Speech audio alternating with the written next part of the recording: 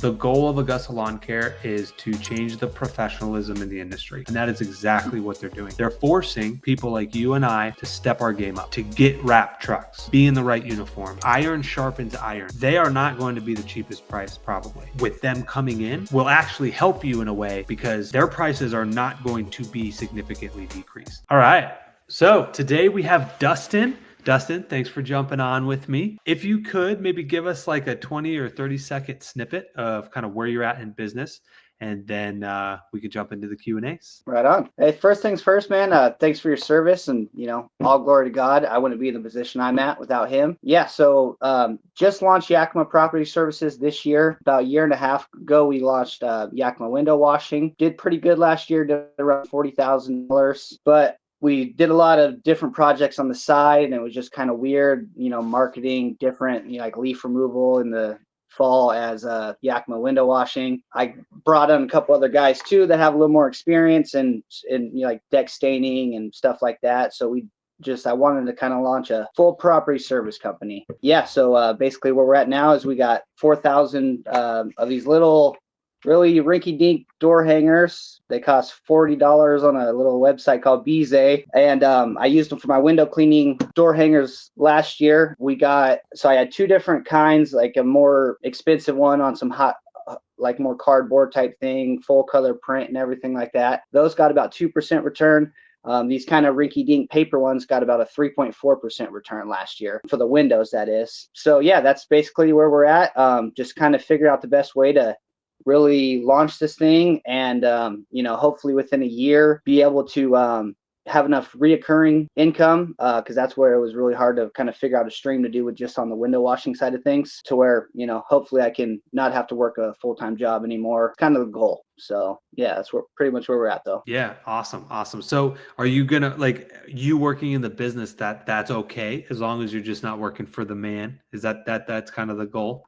So basically 2 years ago, so I've been driving truck for 9 years, bought a semi truck, went really great, lost an engine, started like a U-ship company where I was kind of hauling stuff all over the country, or West Coast mainly, and started like a moving company and just a lot of little side gigs. But basically I went back to North Dakota a couple years ago, a trucking gig. I went back there, kind of spent like my last kind of $800 we really had to get back there and start working somewhere. Came back and was just like, man, I'm done trucking. I'm done being away from my family. And I had to figure out a way to get some customers. So like on the way home, I seen something about like, going door to door selling windows. And that was just like the easiest thing to start doing on the side. I got a job for a junk removal company.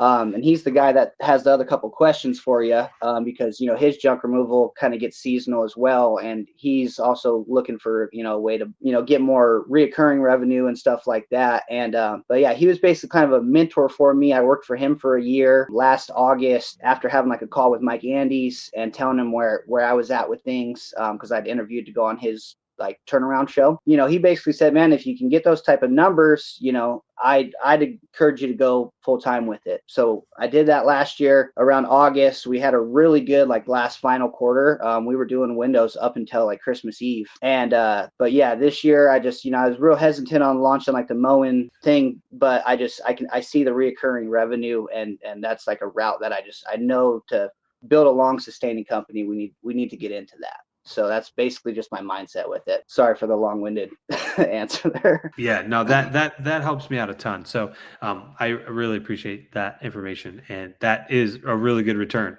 3 to 4% on those flyers are fantastic. I would lean into that a lot more. Cool. Well, so what questions do you have for me, or what can I help you out with? Yeah. So first thing is, so like Tuesdays and Wednesdays are my day off. I'm working just like at a warehouse right now. So I got those 2 days off where I basically want to be as efficient as possible and fill up those with two full mowing days that I can do by myself. And then I have, a couple friends that have, kind of really kind of bought into the idea of, like the company and building this company with me.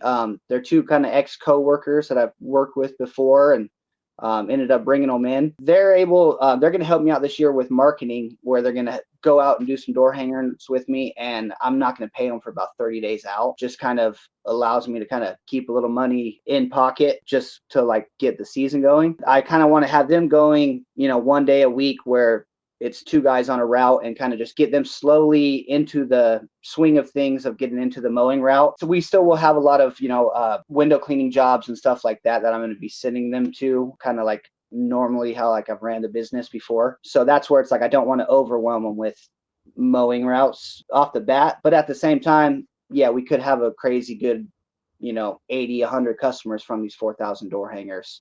So I kind of also want to be prepared for that. So yeah, like my first question though is 50 is, I think, 1% return off these door hangers. I know they're very kind of rinky dinky, but I think 50 customers is very easily attainable this year, just probably from getting calls and then just me going out and selling to neighbors and everything like that when we're on site.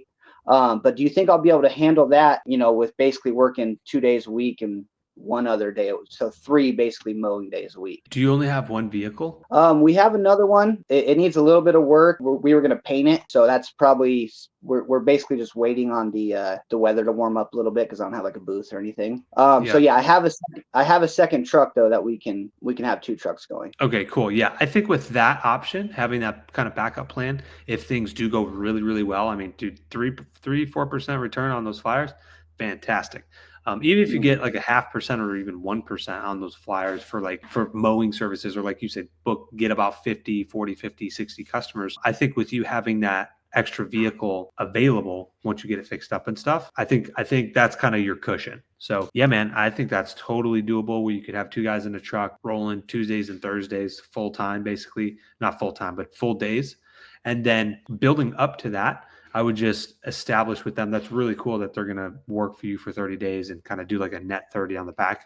Yeah, whatever time is spent that there's not any windows to be cleaned or lawns to mow, everybody on deck should be doing flyers every Tuesday and Thursday to at least fill the schedule to capacity. I think that would be good. Yeah. Okay. It's a good game plan. And then so as far as, because that is basically what I am going to double down on. How much should I basically like budget or allow them to go out and door hanger, like if we don't have, anything on the schedule type thing? Because I don't want to obviously, Yeah. You don't want to overwork them. Door hangers is a lot of walking. So people that think they're going to go out and do it for 8 to 12 hours, it's just not really realistic unless you're super young and could just go for a long time. About 5.5 hours, 6-hour shifts when we do door hangers. Yeah, that's perfect. And so what we normally shoot for is about 65 to 90 flyers an hour. There's a range. Some people walk a little bit quicker. Some people have longer legs. So what I would like to do is give them a stack of door hangers based on like the time, or just say, hey, look, let's just say they get done with their jobs at 10 a.m., right? And then maybe you want them to go till 2, right? 10, 11, 12, 1, 2. Okay, that's 4 hours of doing door hangers. Well, what's 4 times 70? 280. So it's like, hey, let's shoot for about 300 door hangers for the rest of the day. I'm probably okay if they still do 250, like 250 to 300. I think for that type of on a Tuesday and Thursday, if they are available after 10 p.m. and go to about 2 o'clock, I think that's fair. And I would have both of them do it. Now I would also, if I were you, probably incentivize them for every customer that they gain, they would get an additional bonus. So let's get at that. What would you recommend for that? Like because before with like we did an $80 window cleaning for like a single story home that we can do in about an hour. That was our real Alex Hermosi deal, and they would get $10 a piece per customer if they sold it and got them booked that day. You know what I mean? Not if they just left the door hanging, obviously, but if they talked to the person, got them booked, they got just like an extra 10. And then one of my guys, I would give him a little bit more just because he has a lot more sales and everything. He's been doing it longer. But is that too much? Or I mean, what market are you in?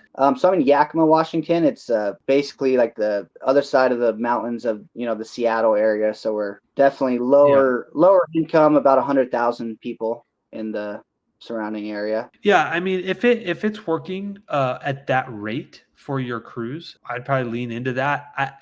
Us personally, I mean, I could tell you what we give our people, but we're in a different market. We're down here in Dallas, and so I think the market, the economy down here is probably a little bit better than kind of where you're at with the population and everything. So what I am willing to give is $50 per customer. Plus, they're also going to get a base pay. So we're going to pay them 18 an hour to go hand out door hangers for 6 hours or 4 hours, whatever it is. And then for every customer that books in that neighborhood that comes from a flyer, I will personally give them another $50, 50, because the reason for that is I would much rather pay them and incentivize them to crush it and put out as many freaking door hangers as humanly, physically possible. The last thing you want to do, and I'm sure these guys that you trust, but is have somebody that just tosses the flyers and like wastes it, right? Not saying that our team would do that or your team would do that, but I just want to very heavily incentivize them. So even going up, maybe even saying $20. Hey, for every person that confirms is $20. Now, the reason we're willing to pay that is because if we acquire a customer, our customers, we don't offer just mowing services by itself. They have our mowing and weed control. So typically each customer that we book, they're recurring, that we're going to try to serve them for season after season for their lawn care. And every season that we hold them onto is roughly about $2,000 per client. And so that doesn't even like mention like mulch installations, flower bed cleanups, or like landscape jobs. That's just the mowing and the weed control. Like they also need their bushes trimmed, weeds pulled, stuff like that. So that's why I'm very willingly able to give them $50 per customer. So yeah, I would just, as long as you're incentivizing it, and if your workers are like, dude, that's awesome, $10, maybe you could go to 15 or 20 this year and be like, hey guys, we're gonna double what you get. But you just want to make sure that the customers that you are getting, is it just a one-time $80 glass clean, window clean, or is it a $400, $500, $600 project? Because that's different. Or is it a recurring customer to where, okay, great, you have that $80 job on that first one, but every 6 months or every 3 months, we're coming back and cleaning on a regular basis now, 84 times a year, right? There's different avenues of like the type of customers that you're getting. And so you just want to keep that in mind when you're incentivizing. You don't want to obviously lose your shirt on handing out too much bonuses. Yeah, most definitely. And like you nailed it on the head there. That's why I stuck with like the base rate of $10 when it came to like the window things. For the most part, it's a single job, or they're booking 6 months or a year out. It's not reoccurring basically at all. If somebody sells like a bigger job to like a more high-end client where they're booking every 4 months or stuff like that, then yeah, I'll pay a higher commission. Yeah, I kind of like the deal like that. What kind of popped into my head is maybe $20 for a confirmed booking like that, really incentivize the guys to practice their selling, be out there selling. But then maybe, like you said, the neighborhood thing, say, all right, you guys were in this sector here, however many houses booked, you guys get $5 a house that book. So that way it's also incentivizing them to make sure they're, canvassing the neighborhoods, being everything like that. So I really like that as well. What's the average ticket price sale when you're handing these flyers out? So the way we would basically do it is just get into a neighborhood where we'd hit all the single story houses in like a cookie cutter suburban neighborhood.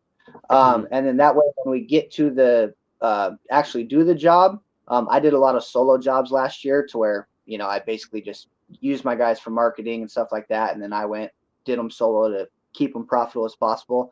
And then I went out and just knocked doors on like the second story houses that were next to the single story houses and everything like that. Cause there's at least, 5 or 10 per neighborhood that we didn't hit with a door hanger. And a lot of times they've seen us in the neighborhood, and I can book those for basically $10 a window is standard window cleaning prices, and it's usually about a 25 to 35 window house for exterior. Okay, so probably 250 to 350 on average.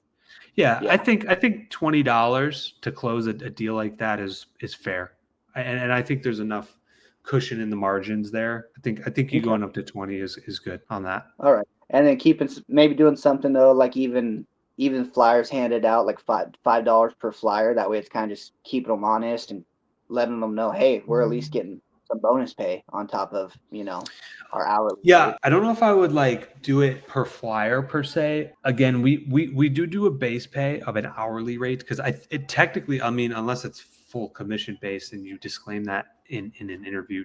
Washington might be different, but like if somebody's working on the clock here and they're not salary or commission, like we are required to pay them at least minimum wage. So like while they're working, whether that's handing out door hangers or doing stuff like that, to make sure that we are abiding by the laws. Obviously, we pay them a base pay of 18 an hour. That's just what ours is. While an additional, what I want to incentivize is them to actually put the door hangers out. So a customer calls us, because that's all I care about is new customers that are confirming that they're a recurring client for the next, hopefully 3 to 5 years, as long as we can retain them that long. So that's what I want to incentivize, is not necessarily the action of putting out the door hangers, but the confirmation of a new customer sign up. That's when I will give out that bonus per se. So yeah, I would just maybe check to see the laws out there to see if you could go that route. But yeah, I would probably maybe do some more of like an hourly kind of base thing with a more steeper bonus on when you land the job, because that's what you want, is them to land the job. You don't want them to just, if you're giving out $5 a door hanger or a flyer. No, I meant like a confirmed customer. Like, say we get 10 customers from this little neighborhood that John was in, he gets like an extra $50 or whatever. That's yeah. You can do that.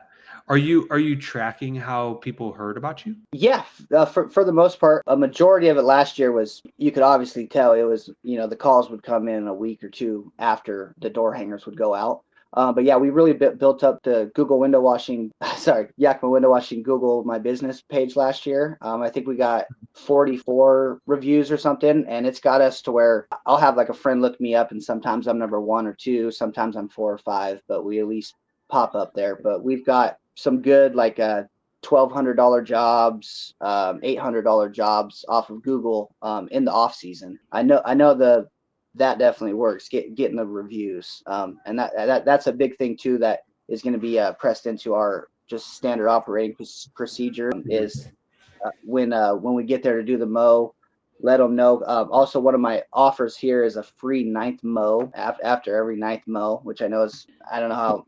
You know what I mean? I know I've heard you say they give away like free second mow or something. But what I was going to ask was, customer retention. Just because we are pretty kind of new into like the mowing scene, is one of the AI questions I got here was customer retention. So what's some things to look for just for like quality control of mowing? Just because that is something I'm pretty new to. I try to be super training the guys on good walkthroughs and everything when we get done with window jobs, and they're pretty diligent on that. And but yeah, just maybe some advice on best ways for customer retention, like in specifically the lawn care side of things. Yeah, make sure the gates are closed. Obviously, porch is blown off, front and back porch. As far as like outside of that, I mean, obviously, you just a simple one, and I don't know if this is kind of what you're referring to, these kind of tactical things, but sometimes you'll have 2 lots that are right next to each other, and then like the dividing mow is like kind of like crooked or kind of wavy. Like those are the things that customers will silently leave your business for. That won't, they won't call you and be like, yeah, we don't like the way you guys are cut. They're just like, hey, we're going to do it ourselves. And they just kind of quietly leave. So stuff like that. I've got a link that we send to new hires that has like shorts of like all of the key kind of things on my YouTube channel. I think if you just go to the shorts and go through those, you might be able to see a lot of those. But as far as like customer quality, retention, and things like that, I would just be very, very diligent on top of, if there is a problem, to hear out the customer and figure out like why they're complaining. Also, the person that caused the problem definitely has to go back and fix that. But I would be very, very in tuned to decrease the attrition rate as highly as possible. And the way that you do that is by setting a tone or a standard of how many quality issues you will have, or that's tolerable. So drawing a very clear boundary line of like, hey, more than one complaint a week is unacceptable here. We will allow one. And you set whatever standard you want, right? Maybe it's 1 every 2 weeks or 1 a month. I don't know, like whatever you want. But in my mind, one guy at our company can do 10 lawns a day. That's 50 lawns a week. Now, we say less than 1 a week, so it basically means 1 every 2 weeks. I am willing, because I know there's some Karens out there, right? I am willing, out of 100 visits, for there to be 1 potential mistake. That means 99% of them are good. There's 1 that maybe they missed a weed over there, or, clippings on the back porch, right? So just setting that clear boundary, I think, is really important. So that way your team knows. We failed to do that significantly in our early days, dude. I think we had probably a 65 to 70% attrition rate. It was crazy. Which basically means if we don't do anything, 70% of our business is gone in literally 12 months. Or yeah, like it was horrific. But it was a leadership problem on our end. We weren't enforcing, we weren't setting standards, we weren't holding people accountable, and we just didn't know. We didn't know what we didn't know. So as far as like actual attrition rates, which you didn't ask, but for fertilizing and weed control, right off the bat, you're probably going to lose about 15 or 20% natural attrition each year. That's normal. People moving, switching. Ideally you don't want them switching providers, but on the mowing side of things, I think it is a little bit higher. So I think anywhere from, maybe depending on your service area or like how often people are coming in and out, but 35% over a year's span of losing that many is probably the highest I would allow. You would definitely want to be under that, like under 30% for sure. If you're above it, there's probably some problems with the business somewhere, whether it's like quality control, communicating to the customers, figuring out why customers are leaving is a big one. Like we just got an email today. This customer that we had was leaving. And in my mind, I'm like, I'm not in the office anymore, but if I was, I would literally pick up the phone right now and figure out why is she going to a different company?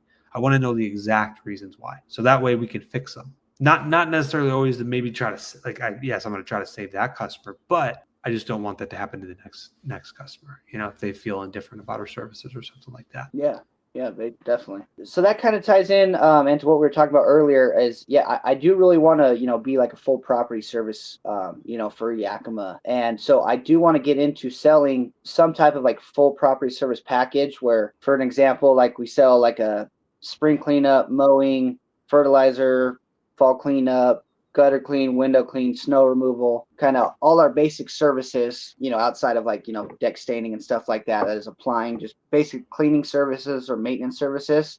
And is the best way to do that, like, basically just what the full year service would be, and then kind of just divide that by 12 for like, add up every service price. I'm kind of just trying to spitball and figure out the best way do I make like a premium package where they get 3 window cleanings a year, or 1 window cleaning a year for that's a big thing that I've been trying to kind of figure out, because that's kind of really what I really want to get into, keep the customer retention high, keep them really happy, earn their trust, and to get them to where they want us doing all their projects. You know what I mean? And that's really where the idea of this company came from, because we got entrusted with, so many window washing jobs, and the people just loved us, and did such a great service that they were like, hey, we got a deck, we got this. And that's literally how our business grew, So yeah. But yeah, do you got advice there? How many of your customers want full services where they want like, hey, I want you to take care of my windows, mowing, et cetera, et cetera? So out of all just window customers that we've got from like door hangers and everything, is probably about 150. But I'd say we've probably for at least 30 or 40 customers, we have done an additional service that is not window cleaning, something completely separate from window cleaning. Yeah. Okay. So out of 150, you've done 30 or 40 extra services for them. Okay. That's pretty good. Yeah. So there's a couple ways you could slice this up. Okay. From my experience in the lawn care industry, when we get a customer that calls and they're like, hey, I want aeration, I want tree trimming, I want bush trimming, I want my lawn mowed, and I want weed control. And then we send them this really big price, and they're like, and they literally never book. It's crazy. Like they get overwhelmed. There's a lot of pricing. We're not the cheapest, right? We provide good value, but at the same time, so I think doing like a tiered package for you, if you really want to go to that recurring, makes sense, right? Like you have your like bronze, silver, gold package, right? Gold has everything, white glove service. I think it's also valuable for you to show what it would cost if they did individual services, and why, if they packaged it together, it would make way more sense. So it's cheaper for you, it's cheaper for them, and really try to push them onto that. And so, and like not in like a negative salesy way, but just like, hey, like this would be beneficial if you really don't want to worry about it. Like, we can do this, this, and this for you, and you don't have to worry about that stuff, you know? So I think doing the 3-tier option would be much better, because we don't have that here. And it's always a problem when you have that one customer for us that's like, I'm telling you, they never book.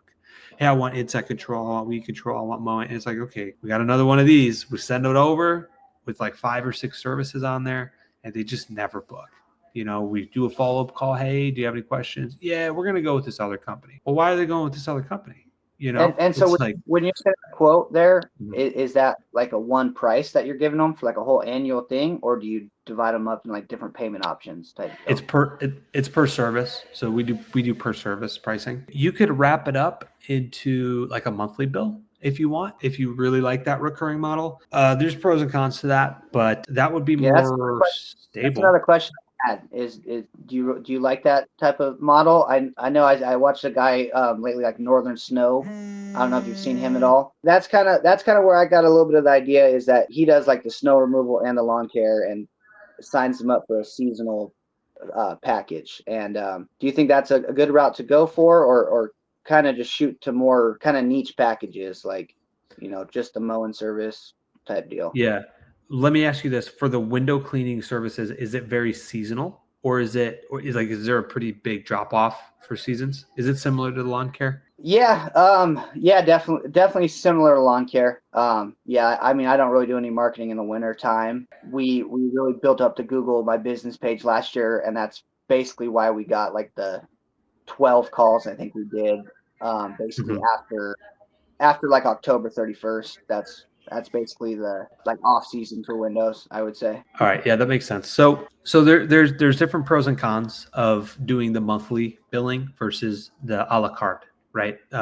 Where you go out, service, and then get billed same day. Us personally here, I like the a la carte because during the peak season and our staff triples, I need the money as quickly as possible to pay the crews. If you're on a stable billing 12 months out of the year and you get very busy season where you have to hire a lot more people, you got to get more trucks, you got to get more equipment, and all of a sudden, like, and you're there way more frequently, because in the spring and the fall we're there every other week, so like workload basically gets cut in half. But in the summer we're there every single week, so now I've got 10 people on payroll being there every single week. It's a lot of hours, and so all of a sudden the expenses go way up because of payroll. It's very expensive. If you're on a stable billing, you would need to just manage the money accordingly. Like in the wintertime, it's going to feel amazing because you're going to have money coming in. You're going to be like, wow, there's not a lot of expenses. This is awesome. And it's a lot more stable. But you would also need that in the peak season. The other reason why I like a la carte is, so we charge literally same day. The faster I can get the money from the customer and I could take it and go multiply it, the better. If I'm doing monthly billing, depending on how you do it, some people will do the services for the month and then bill at the end, or you could, I guess, pre-bill. But then how would you handle that? I guess if a customer cancels, are you going to give some of their money back because they technically didn't, like, from an ethical standpoint, I wouldn't want to just keep the customer's money. So you're going to be doing a lot of refunds, right? So I think a la carte is just cleaner, and it allows me to take the money and go multiply it like immediately, because we bill literally same day. Versus on a monthly billing, you might service them the entire month and then not get paid. So again, now you are there 3 more visits. Again, I'm just using weekly lawn care, for example. If you're doing window cleaning, you may not be there as often and stuff like that, right? Some of those other services. But when you start to incorporate those very frequent recurring services on the a la carte system, the minute their car doesn't go through, we pause everything. They don't get another service from us. They don't get a weed control service. They don't get a landscape service, nothing. And we notify them, hey, your car's unsuccessful. Everything's on pause until it gets paid. With the other side of it, if you do billing at the end of the month or at the beginning of the month, then again, you could be there at 3 different visits or more. Still, the card wouldn't have went through if you would have charged at the beginning. You know what I mean? So you kind of dig yourself a little bit of a deeper hole for collections. So last year we did, I think, 740K at our main location. We had maybe like 1,500 or $2,000 in collections that like never got collected, which I think is pretty low. I think it's pretty low, to where on a monthly billing, that could be significantly higher. You were talking probably 5, maybe 10K on that. like easily probably triple, quadruple of what that is, of like uncollected funds that and realistically, I mean, unless it's over probably $500, I'm not going to send them to collections. We've used a collections agency. I haven't seen $1 come back from it. And maybe we're using the wrong agency, but like, it's just all the admin time and all that stuff. So like for us, we just move on. Hey, a $50 long cut, they didn't pay us. We pause our account immediately. We move on. We get a new paying customer that'll pay us. So yeah, there's pros and cons of it. It is nice though. The recurring revenue in December, January, and February, amazing. You know what I mean? So it's whatever kind of for you, like it sounds like you really like the recurring. And I think there is a model there. I haven't experienced it yet. You know what I mean? Yeah. So I wanna go at it at the best, you know what I mean? I think there's a model though for what you're doing, wrapping everything into one, but just give them options. Don't do what we do where we're a la carte. So we send them 6 line items of the price. Just, show them the value of like, hey, you could get these individually. This is the price. But if you bundle it, all you have to pay is $99 a month or something like that, $79 a month every month. And you get all of this. Or if you want the gold package, you go up to $129 a month, right? And then give them those options: bronze, silver, gold.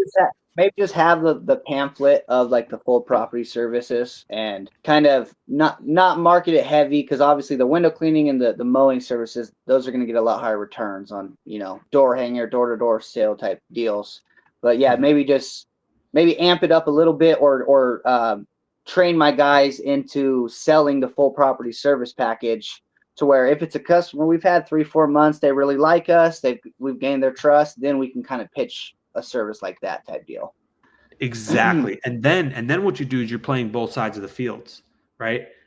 This was nice in the commercial field when we used to do commercial. We had like 2 or 3 properties that we did commercial. 80% of our revenue was a la carte. So when the peak season came and we needed the money, we were getting the money immediately, same day. And then when it slowed down in the winter, well, guess what? The 2 or 3 $800,000 a month commercial jobs were paying us in December, January, and February each month. So yeah, I think you could balance both of that and create the ebbs and flows to where it kind of levels each other out instead of going all in or all out on one or the other. Definitely. And then, okay. So this is one of my questions for my friend Jacob. So are you familiar at all with Florida Turf Pros? I am, Jonathan. Okay. Right. And so, his door hanger is very in depth, like, talks about his family, talks about, closing the gates, doing all this above services. And that's kind of the route of that he launched some door hangers last year.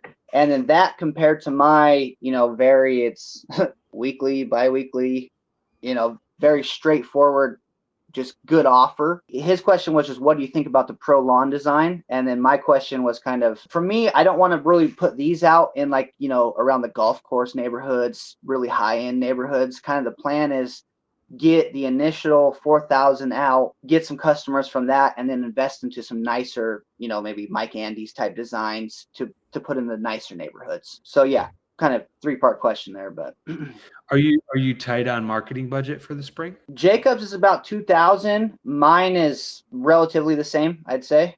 So probably a little less, probably closer to 1,500, just because I don't have a mower yet, like a commercial mower type deal. I have like three type of smaller type mowers, and I don't know. I have like a Honda one that I'm looking at that's like still in the box, and I know that they don't sell them anymore type deal. So I've been thinking about maybe spending 500 on that. That way I just have like a brand new Honda mower to kind of get started. But yeah, I'm probably looking around the same $1,500 to $2,000 budget. Yeah, what I would say is I would put every dollar I could into marketing first versus equipment. The reason why I say that, and I preach that to people that don't have a huge budget, door hangers is the best. It is the best. Like, just something about it being on the door where they have to physically grab it, right? Or slipping it in the door, whatever. Doing it at the right time will get you more customers. And then from those customers, from those 5, 10, 15, 20 customers that you acquire, hopefully they're recurring, like we're talking about, 20 extra customers, then what happens is you take the money that you start to earn from them over the next few weeks to a month to 2 months, and then you go buy the mower. If you take a quarter or half of the money that you have for marketing right now and buy that new piece of equipment, you don't get those customers that come in. And so it's like putting almost like the cart in front of the horse. Or there was a really good analogy. I read this from a book or an audio book sometime. There was this entrepreneur that was going to start this business. And so they went out, they got a shop space, they bought all these laptops and computers and phones, and they set it up. And they spent a ton of money doing it. I'm talking $10,000, $15,000, $20,000. They bought all this equipment, and they opened it up that next day. But the thing was, the phones weren't ringing. Nobody knew about them. Nobody knew about their business. Nobody knew that they were in business or what services they offer, because they spent a lot of all of their money on the equipment. And they're like, yeah, we got to, but we're in business, right? Instead, sales is the lifeblood of the business. So if we focus on that first, everything else will trickle and fall into place. We'll get 20 or 30 more customers. And then from there, sure, it's going to be hectic and the mowers are going to bog down because it's not a commercial grade yet.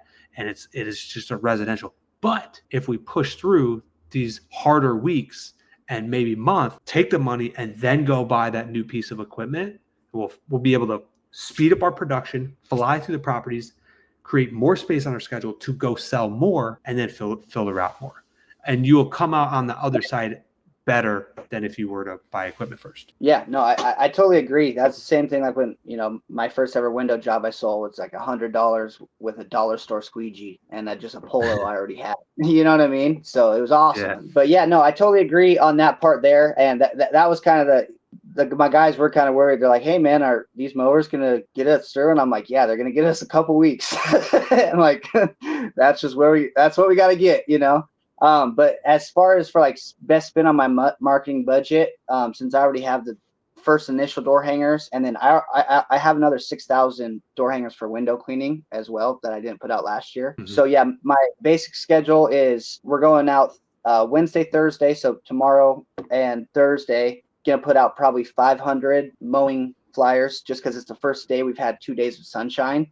It's been a lot of rain and snow the last couple of weeks. Kind of worried about it being a late winter up here because we do get those every now and then. But yeah, the plan is March 1st, going out with 5 guys, 6 hours a day, distributing all the mowing hangers. And then about a week after that, we're going to do the same thing, distributing window cleaning flyers. And then that way it's a spring special window cleaning flyer as well. That way we're still catching the spring rush.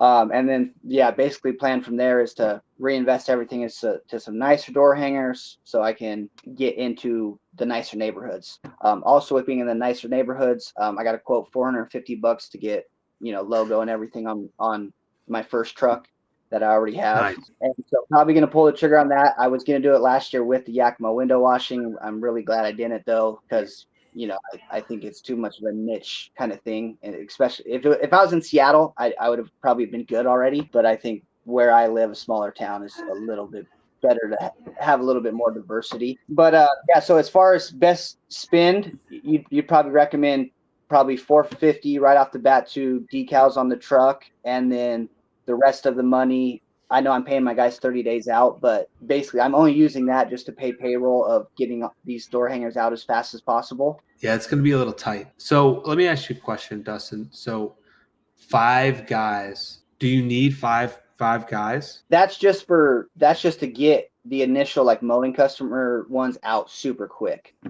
Just because last year we did it before that, and we were able to get about 4,000 out in like 2 days. So okay, just be a little careful with that. And here's why I say that. About a week and a half ago, we had 80-degree weather down here in Texas. I had our team go out and put out 800 flyers. Guess how many calls we got? 0, because of the timing. Now, I know door hangers work in your neighborhood and market because you just told me at the beginning that you got a 3 to 4% return. So what I would rather you do with such a tight budget is strategically play this to where you have 1 or 2 guys helping you with flyers, put out maybe a couple hundred, 250, maybe 500 a week, and test the waters. Right when that phone starts ringing and they start booking, that's when you triple down. You say, all right, let me get my 3 other dudes and we need to go all in on this, right? But just do it strategically, because the last thing you would want to do is get all 5 of them on March 1st, put out all these door hangers. It rains for 3 days and the temps drop down 10 degrees. A couple, something weird happens, and then you don't get a 3-4% return. You get a 0.5% or a 1%, which significantly drops off. And then now you have to pay these guys on the back end with a tight budget, right? I hate for you to be in that super tight position. So just do it strategically. Obviously, look at the weather, make sure it's going to be blue skies, clear, sunny.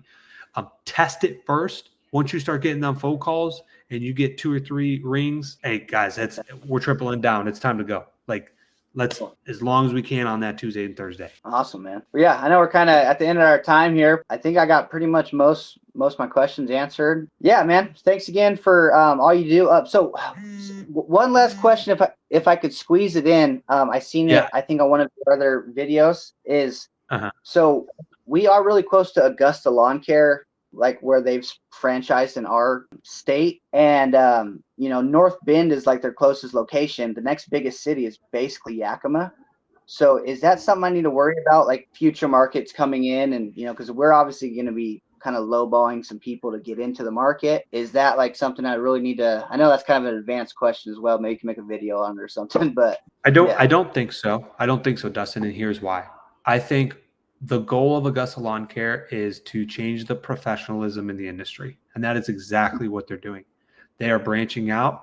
They're building locations all over the United States, in your territory, in my territory, in all of our territory. And what they're doing is they're changing the level of professionalism. And how are they doing that? They're forcing people like you and I to step our game up, to get wrap trucks, to be in the right uniform, to provide 5-star customer service, to have office people that answer the phone. Iron sharpens iron, right? So them coming into the market, they are not going to be the cheapest price, probably, is my guess, because they got to make payroll and all this other stuff. They're charging 80, 90 an hour, roughly. I mean, that's on average kind of what I hear about it.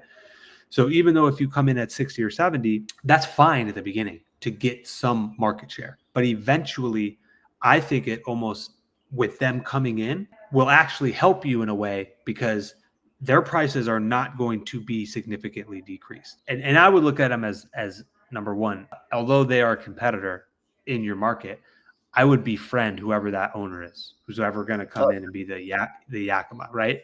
Because you guys could help each other out. You guys could align your pricing where if they call Yakima for a 1-hour window clean or a 1-hour mow, 1 hour whatever, it's $80. Well, if they call Augusta Lawn Care for a 1-hour property cleanup or landscape job, it's $80. So depending on whoever they call, as long as you guys are in a close range, the customer's gonna be like, oh, okay, I guess this is normal. $80 for this kind of job, right? Like, it's almost like, yeah, it's a weird psychology. I wouldn't be too concerned about it. I would focus on what you can control, which is each and every day get better. Get 1% better, whether that's like fixing your email templates better, fixing the way that you lead the 5 people that work for you, getting another truck. Like, how do you get better? How do you like time the market and like get those flyers out at the right time, so that way you can get a 3rd truck and get that 2nd one fixed. Like, that's what I'd be focused on, the stuff that you can control. You can't control if another person comes in or if Augusta Lawn Care franchise pops up in your neighborhood. That doesn't matter. But if you focus on becoming the best version of yourself possible, it'll go way, way further. You know what I mean? You'll do good. You'll do very good. Right on. Yeah, I appreciate that, man. Because honestly, me and Jacob we had honestly thought about, do we maybe start an Augusta franchise? Just because there's a lot of perks, and I want to bet on myself, and I know that we, with kind of the knowledge that we can learn from guys like you out here, and having the work ethic to do it, and belief in yourself, and I think we can get it done. So yeah, man, thanks again. Sorry for going over the time a little bit, but I wanted to pick your brain as best as I could there. So absolutely not. You had a lot of good questions. I think it's going to help a lot of people. So Dustin, thank you so much for jumping on.